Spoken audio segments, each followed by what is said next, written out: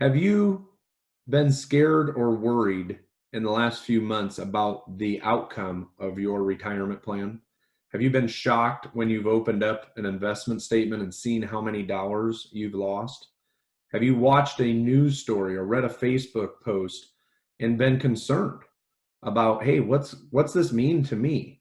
Am I going to be okay? Well, my name's Greg Johnson with Johnson Insurance, and I'm an investment advisor representative. And I want today to share with you how we've been able to alleviate those fears and worries for a lot of our clients over these last few months. And it's very simple. It's by having a written financial plan for our clients that allows us to know whether we still are on track or how these market movements will affect the outcome of our plan. And how I'm going to do that today is I'm going to walk you through a very quick preview, hypothetical example, of course, for a clients, if you will, named John and Deborah Zebra Cakes. Again, hypothetical. So if there is anybody out there in the world named John and Deborah Zebra Cakes, I apologize as I used your name in our example here for our program. But why does all this matter, you say? Well, let's think of it this way. If you were 50 years old and there was a 25% market decline, how does that affect your long-term success or fail rate in your plan? Probably doesn't do much to it, but are you aware of that? Because if you've been saving routinely for 25 years, one downturn in the market with 15 years to go, probably not much of a significant dent in the success rate of that plan. But if you're 65 years old and looking to retire next year, a 25% downturn in the market might have drastic effects. And hopefully your advisor would have had your plan in place to put some protection in there so that you wouldn't have to have worried as much as what you have over the last few months. So whatever the case might be, the importance of today's story is, do you know? And that's what I hear all the time from my clients is, Greg, are we on track? Will we be okay? Can we get things done? Do I have to work longer? If you're having those questions, pay close attention here as we go through this preview and see how a plan like this could really be useful for you and take the steps needed to get one written. So I'm going to share my screen. We're going to walk through just some examples or some different pieces of this. Know that this is a lot more extensive than what I'm going to preview it for you today. And everything I'm going to show you is all hypothetical. So here we go.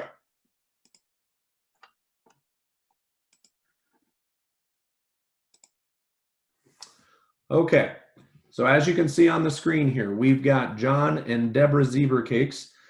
John makes about $120,000 a year, is 56 years old. His wife Deborah is 54 years old and makes about $50,000 a year.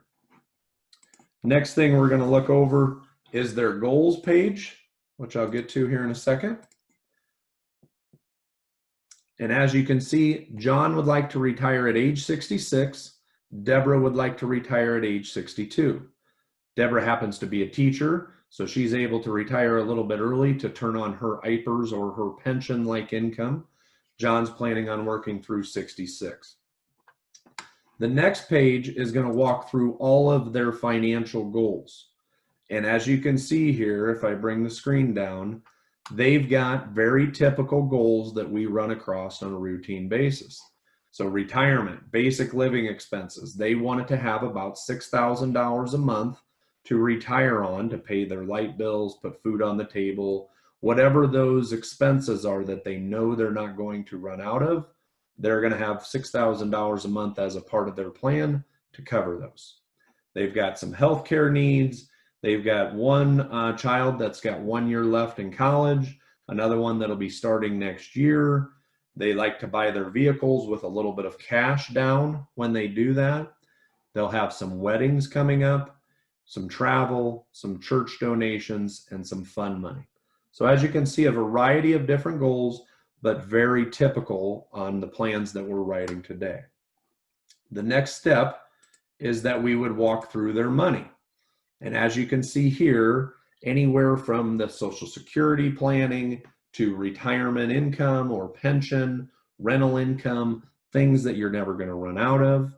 On your investment assets, we'll click into this one. This allows us to put what you're contributing to 401k plans, 529 plans, anything that's out there. It gives us a snapshot of your current situation. As you go down through the rest of that list, what are you willing to save? What other assets that you may have, whether they be business interests, farm ground, real estate, whatever it might be, we're going to try to get some sort of a net worth statement built for our clients. Same as we roll down into liabilities. What kind of debts do we have? What are we making in payments, or how do we have those things structured? Once we get all that stuff plugged in, we now have a good snapshot of your current situation. Then we're going to go talk about risk, and I'll just show you John's risk score here. But we want to identify what kind of risk tolerance you have within your investable assets. So you can see John's got a score of 67 here. And to give you a reference point, in 2007 to 2009, his portfolio at that risk would be down somewhere in the neighborhood of 33%. As we play with this, you can see if we lower the risk, your expected loss during that time frame would go down.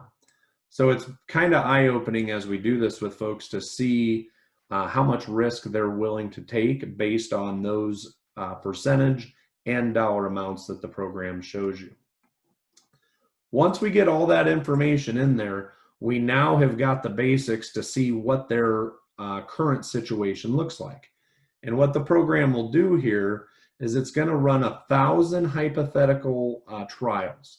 And what that means is different sequence of returns for their marketable or their market-driven assets. So things like their 401k, their Roth IRAs that are invested in the stock market based on what they put in.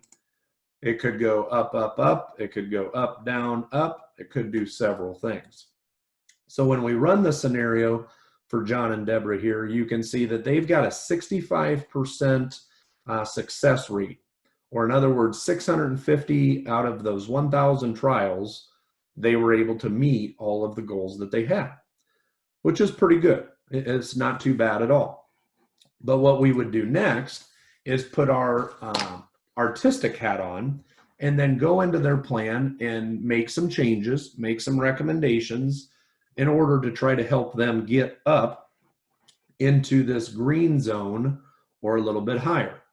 And I'm not going to walk through all the recommendations that we built on these, but with just a few simple changes, we were able to take them from 650 successes to 940 successes. Right? That's our job. That's the wisdom we bring to the table for our clients. So we'll walk through each and every one of those. And one of the pieces that I wanted to show you here was this total income, which I think is really unique feature of this program. What this allows us to do is, you'll see it here on the screen in a second, but it allows us to see all of their financial goals, which is this orange line here. And once we know what their expenses are going to be through those goals, we now start laying in their income. So you can see this would be their Social Security income. I mentioned that Deborah was a teacher, so she has a pension. So now they have a post-retirement income there. We didn't have any specific strategies other than some life insurance at the end for these, for as far as cash inflow. And then we had required minimum distributions, or these are the dollars that you're forced to take out. So as you can see along the way here, we're going to be above that orange line on a pretty good routine. We also have some portfolio withdrawals early in their retirement. And with all that being said, we have no portfolio shortfalls, and we have a expected outcome of about 1.4 million at their time of passing. I think that's extremely powerful for you to be able to visualize where your money is going to come from and how it's going to work throughout that time frame. All right. Once we get done with that, there's other things that we can look inside of here. Again, I just want to give you a quick preview. The other nice part of this program is it talks about insurance planning. And you can see down here, it covers disability and long-term care needs, which is always a discussion that we try to have with folks. But I'm just going to show you a quick preview of the life insurance part of the program. So what this is doing, it's saying, if John were to die, how are we protecting Deborah, or do we need to protect Deborah through the purchase of an additional life insurance contract? And once we see the results, it takes a little while for it to come up here.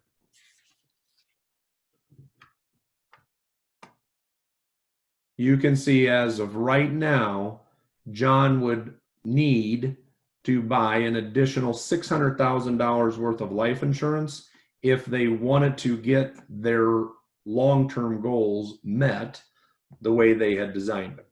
All right, if they don't buy that additional life insurance, they now drop their success rate from 650 successes down to 140, or 65% down to 14%. So it really allows us to dig deep on the insurance planning in addition to the long-term retirement planning. So the last piece I'm going to show you is what we call the STAR track. And this is something we've really enjoyed with our clients, is if we measure each time we visit what their plan is doing relative to the goals that they have, it allows us to see if we're making progress. And that's a question we get quite frequently. How are things? Are we getting improvement? Are we making progress? Are we going to be okay? So there you have it. This is their current scenario. Here was the recommended scenario. So the next time we come in, we'll be able to see a current scenario with whatever changes we've made, and hopefully that gap closes so that when the time's right down the road, 5, 10, 15 years, whenever that is, these two are right on top of each other and you're able to reach those goals that you're trying to. So there you have it, folks. A very quick, simple, hypothetical preview for John and Deborah Zebra Cakes on how a financial plan works. And as much information that's in that program, I typically do not spend a ton of time once we have it in walking through that with folks. Because to me, it's a lot of numbers, it's a lot of math. I try to dial it down and use what I call the English version, where I take all that information and I put it into a 1 or 2 page document that lists all the different things that you as the client should consider doing to help you reach your long-term financial goals. And from that point, the ball really goes into your court. You can decide to do all of them at once. You can decide to do 1 or 2 for now and continue to come back and do more things as things work. But my point is when we go through downturns like we just did, I want you to be focused on your plan, not just necessarily your account balance.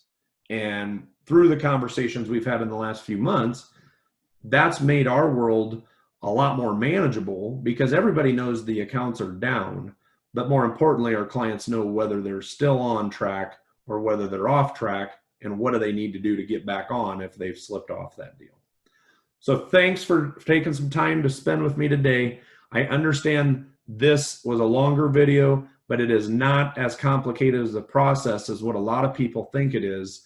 And it really can do wonders to make sure you're saving the right amount. You're investing according to your risk tolerance. You've got the professional there to help you reach those goals that you're trying to reach. And I want you to take some time to consider this. If you already have one of these, great.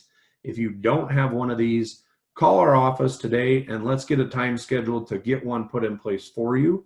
Because if I was an investor like yourself, I would want to know if I'm going to make my goals a reality or if I'm just hoping and praying that things will work out. So again, have a great day. Thanks for spending some time with us. Share this with anybody you think it would make some sense to see. And if you have questions, please reach out to our office and we'd be happy to visit with you. Take care. We'll be seeing you soon.